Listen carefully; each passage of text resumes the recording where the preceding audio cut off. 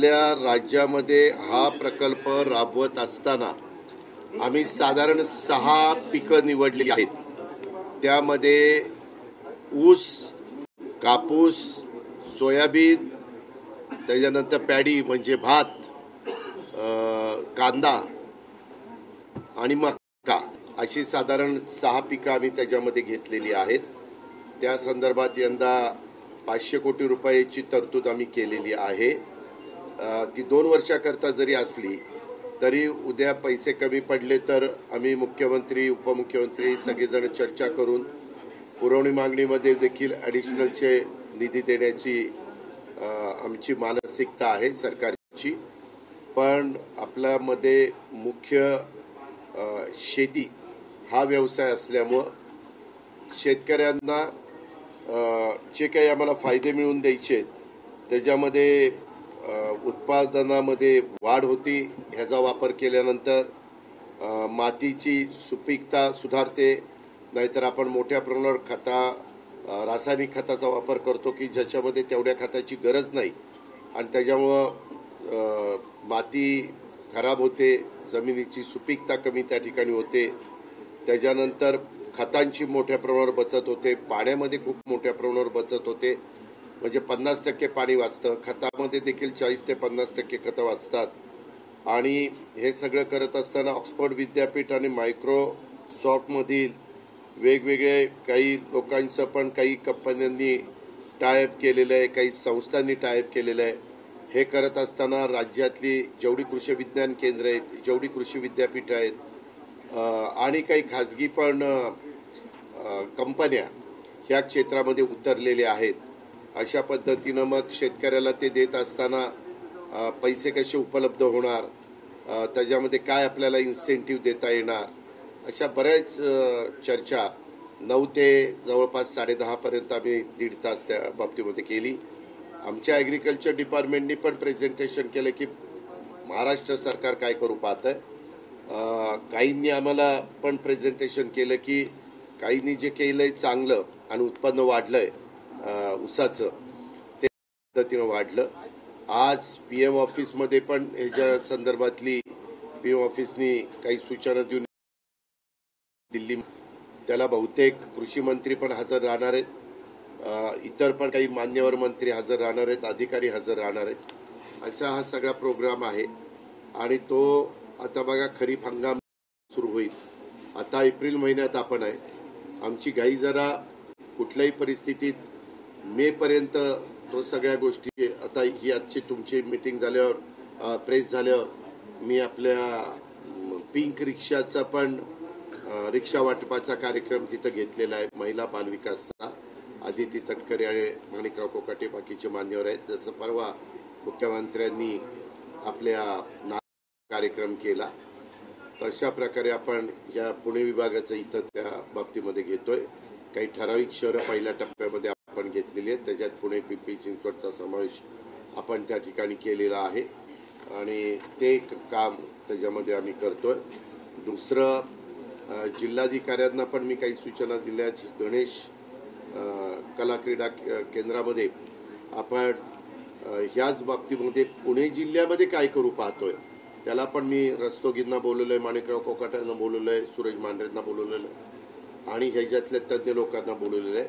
आपल्या पुणे जिल्ह्याची भौगोलिक वेगळी असल्यामुळं कुठल्या साधारण तालुक्यामध्ये AIचा वापर करून कुठल्या पिकाला किंवा कुठल्या फळांना आपण प्राधान्य देणार आहे त्याचं आज दुपारी आम्ही 2-3 तास बसून त्याच्या निर्णयाप्रत येणार आहे आणि त्याच्या संदर्भात वेळ पडली तर DPC मधनं देखील मी काही पैशाची तरतूद DPCच्या सर्व सन्माननीय सदस्यांना विश्वासामध्ये घेऊन त्या बाबतीमध्ये करणार आहोत।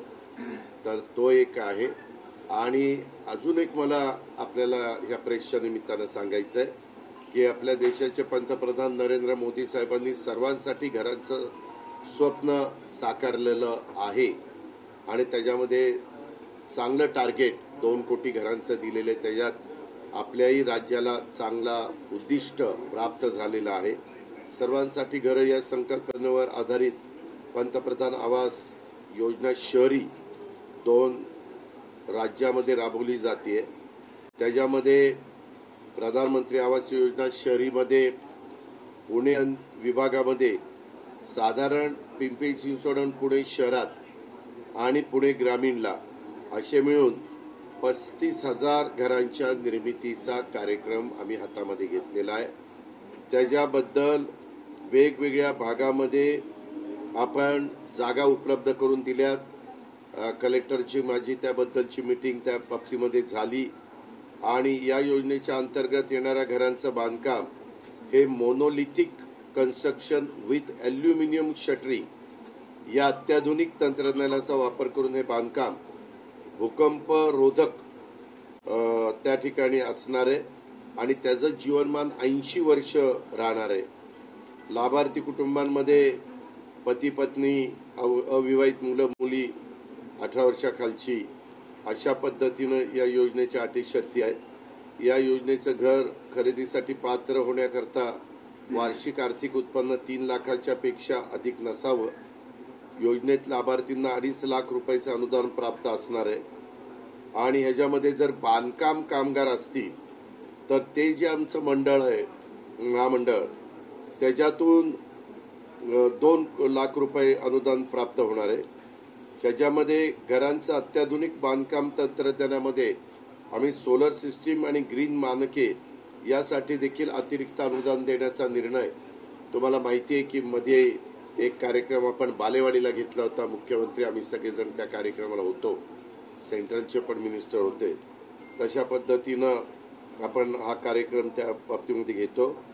या योजनेमध्ये घर खरेदी करता मुद्रांक शुल्क आम्ही 1,000 रुपयेच लावलेलं आहे आणि या योजनेअंतर्गत उभारले जाणारे प्रकल्प हे कामाच्या नोकरी धंद्याच्या दृष्टिकोनातून सहज पोचता यावं अशा प्रकारचे स्पॉट आम्ही बावधनला निवडलेले आहेत, काही पिंपरी चिंचवडमध्ये निवडलेले आहेत, आपल्या पुण्यामध्ये देखील 4-5 ठिकाणी निवडलेले आहेत आणि तोही कार्यक्रम आम्ही हातामध्ये घेतोय।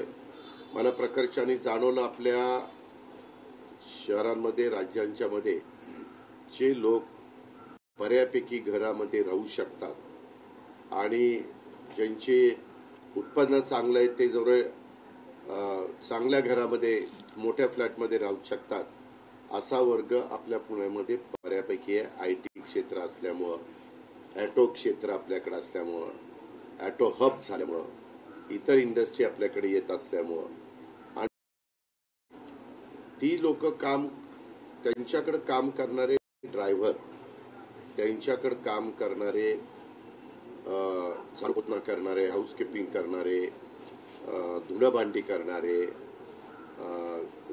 जेवण बनवणारे कुक ह्यांचा कुठंच विचार केला जात नाही। मग ह्या लोकांचं राहण्याची गैरसोय होती आणि म्हणून साधारण ह्या वर्गाला आणि या सगळ्यांचं उत्पन्न ते 3 लाखाच्या आतमध्ये बसतं। तुम्हालाही माहिती आहे की ड्रायव्हर लोक 20, 22, 24,000 रुपये त्यांना पगार असतो, म्हणजे 24 आणि 48 म्हणजे 3 लाखाच्या आतच असतं। बाकीच्यांचाही असाच असतो आणि मग बकालपणा शहरात वाढतो, झोपडपट्टी वाढते। ही लोक मग काहीच मिळत नाही तर झोपडपट्टीत कुठंतरी काहीतरी एखादं घर उभं करण्याचा प्रयत्न करतात, अनधिकृत बांधकामं वाढतात आणि म्हणून ह्या वर्गाच्या करता पण आम्ही हा 30,000 ते 35,000 घरकुलांचा कार्यक्रम हातामध्ये घेतलेला आहे। त्याला निश्चितपणे चांगला प्रतिसाद मिळेल। जागाची उपलब्धता राज्य सरकारच्या वतीनं त्या ठिकाणी करण्यात आलेली आहे। ह्या सगळ्या गोष्टी आम्ही आपल्या शहराकरता आणि AIचा वापर राज्यातल्या शेतकऱ्यांच्या करता अशा पद्धतीनं आम्ही करतोय आणि त्याच्याबद्दलच्याच आजच्या मीटिंग। ह्या घरांची किंमत किती असेल? ह्या घरांची किंमत त्या भागात आम्ही ही घरं उंच बांधणार आहोत। आम्ही त्याच्यामध्ये ते ग्राउंड प्लस 3 वगैरे करणार नाही आणि त्याच्यात अशी काही रक्कम आम्ही उभी करणार आहे। त्याच्यात आम्ही ह्या वर्गाशी बोलतोय। आम्ही काही लोकांना सांगितलेलं आहे की काही बाबतीमध्ये आपण एवढं जर दिलं तर तशी जास्त राहणार आहे, पण ती त्यांच्या हप्त्यानी पण त्यांना फेडता येईल आणि बँकेशी पण आम्ही लिंकअप करतोय की बँकेला ते घर मॉर्गेज करायचं आणि ते घर किफायतशीर दरामध्ये त्याला मिळेल आणि त्याचा हप्ताही व्यवस्थितपणे जाईल आणि त्याच्यातली काही कॉर्पस तयार करून वर पूर्णपणे सोलर पॅनल बसवून तिथं लागणारी लिफ्ट आणि त्या लिफ्टला लागणारी वीज, मोठ्या इमारती आपण करतोय म्हणून तिथं लागणारं पाणी खालनं पंपिंग करायचं वगैरे ह्याच्याकरता, आणि तिथं लागणारी बाहेरची वीज, घरातल्या विजेचं मीटर तर ज्याचं त्याचं राहणार, परंतु जी सर्वांच्या करता जी सोसायटी असते, थोडा वेळ सोसायटी जरा ते त्यांची ती वीज ह्या करता मात्र सोलर पॅनल पूर्ण वरच्या टॉपवर आपण टाकणार आणि त्याच्यात जेवढी ह्या करता वीज लागेल तेवढे पॅनल. आता नवीन पॅनल,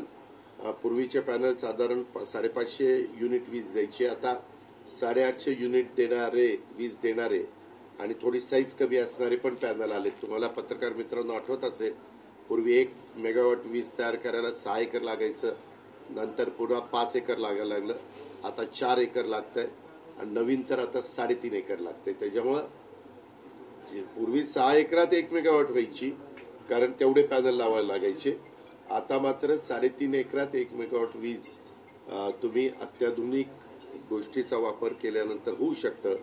तसंच त्यावरच्या टेरेसचा उपयोग आपण करून घेणार.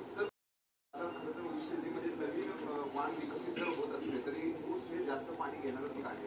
आज राज्यामध्ये पाण्याची परिस्थिती बिकट आहे, लोकांना प्यायला पाणी नाही आणि एकीकडे मग हा समतोल तुम्ही कशा पद्धतीने सांगता? अरे बाबा, ह्याच्यामध्ये 50% पाण्याची बचत होणार आहे.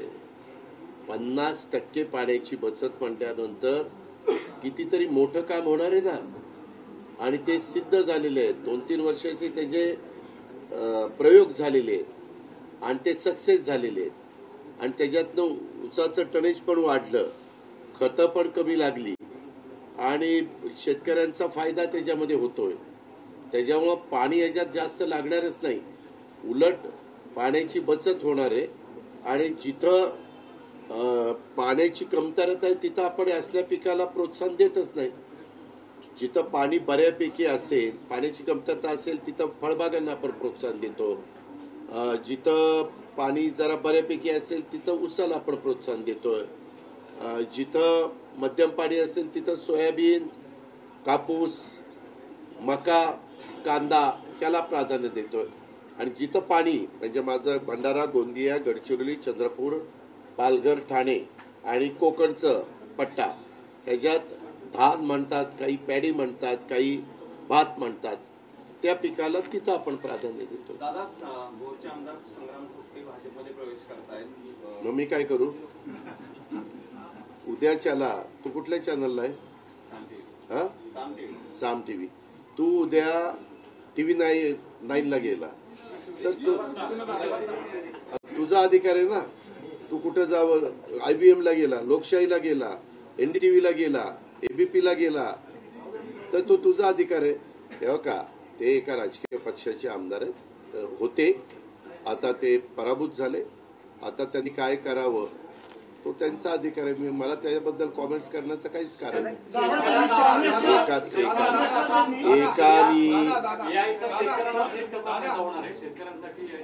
AI च्या संदर्भात शेतकऱ्यांना आम्ही सर्वे करून आम्ही आता पॉलिसी आणतोय. ती पॉलिसी आम्ही जाहीर करणार.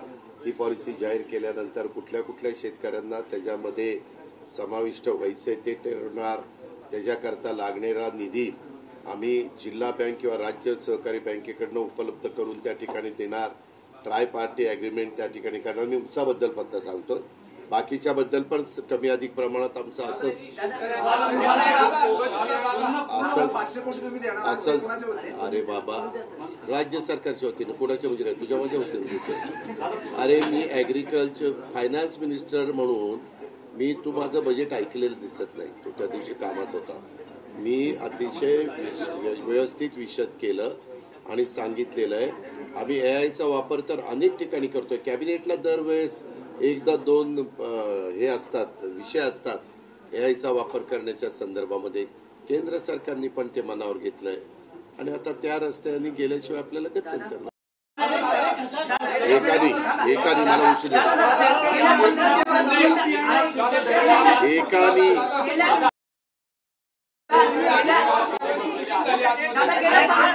एकाने बोला, गळ्यात नाही काय? गेल्या 15 दिवसात तुमची बैठक झाली, रयतची बैठक झाली, आजची बैठक, जयदादाच्या साखरपुड्यात तुमची भेट झाली.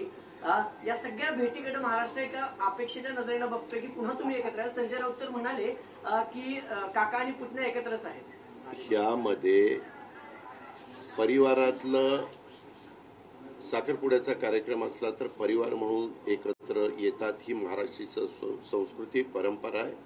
ही वर्षानुवर्ष चालत आलेली आहे. त्याच्यात बाकीच्यांनी फार काही चर्चा करण्याचं कारण नाही. तो पवार परिवाराचा अंतर्गत प्रश्न आहे, नंबर 1. नंबर 2, पवारसाहेब ज्या संस्थेचे अध्यक्ष आहेत त्या संस्थेमध्ये मी पण सदस्य म्हणून काम करतो किंवा ट्रस्टी म्हणून काम करतो. उद्याच्याला आम्ही तिथं जातो ते उपमुख्यमंत्री म्हणून जात नाही. रयत शिक्षण संस्थेच्या ह्याच्यात डॉक्टर विश्वजित कदम, रामशेठ ठाकूर, ज्यांचे चिरंजीव प्रशांत ठाकूर भाजपचे आमदार आहेत, आपले दिलीप वळसे पाटील, अनिल पाटील कर्मवीर अवरावांच्या वारसदार, असे अनेक जण वेगवेगळे, मी सगळ्यांची नावं घेत नाही, असे अनेक मान्यवर त्याच्यामध्ये आहेत. त्याच्यावर रयत 4.5 लाख सर्वसामान्य गोरगरिबांच्या मुलांना शिक्षण देणारी संस्था आहे. इथं असणाऱ्यापैकी कुणी ना कुणी रयतमध्ये शिक्षण 100% घेतलं असेल. आणि एक चांगली संस्था कर्मवीर अण्णांनी काढली. त्याचे पहिले अध्यक्ष चव्हाण साहेब होते, नंतर अध्यक्ष वसंतदादा झाले, आता पवार साहेब आहे. त्याच्यावर तिथं पण याचा काय आपण वापर करू शकतो, नवीन शिक्षण कशा पद्धतीनं आपण त्या मुलांना मुलींना देऊ शकतो, त्याच्याकरता फंड्स कसे उभे करू शकतो, म्हणून ती मीटिंग होती. ती आपल्या मुलामुलींच्या भल्याकरताच होती. ती चर्चेमध्ये मी त्याकरता आज इथं झाली. हे पण AIच्या संदर्भातलं काम आहे. आता त्याबद्दल जर आम्ही शासनामध्ये काम करतोय, मी किंवा माणिकराव कोकाटे वगैरे बाकीचे मान्यवर, त्याच्यामुळं ज्याच्यातून राज्याला फायदा होणार असेल, राज्यातल्या शेतकऱ्यांचा फायदा होणार आहे असेल, राज्याचं शेतकऱ्यांचं उत्पादन वाढणार असेल, राज्यातल्या शेतकऱ्यांचं पाण्याची बचत, खताची बचत होणार असेल, तर या गोष्टी केल्या पाहिजेत.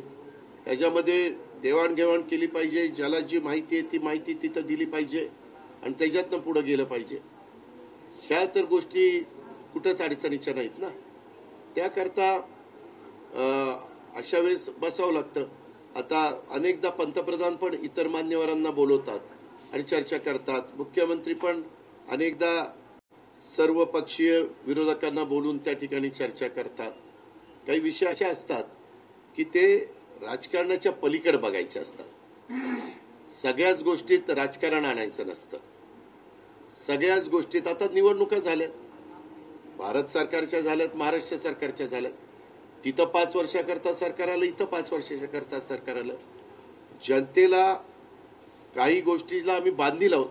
आम्ही काही शब्द जनतेला दिलेले आहेत आणि त्याची पूर्तता करण्याच्या करता अनेकांच्या मध्ये काही अनुभवाच्या बद्दलचे बोल असतील, काहींनी अभ्यास केलेला असेल, काहींचीकडे अधिकची माहिती असेल, तर त्या माहितीची विचाराची देवाणघेवाण, माहितीची देवाणघेवाण करणं हे आपल्या महाराष्ट्राला 1 मेला महाराष्ट्र दिन आहे, कामगार दिन आहे. 65 वर्ष महाराष्ट्राच्या निर्मितीला होत आहेत आणि ते महत्त्वाचं सुसंस्कृत महाराष्ट्रामध्ये सुसंस्कृतपणा कसा असला पाहिजे हे चव्हाण साहेबांनी आपल्याला शिकवलेलं आहे.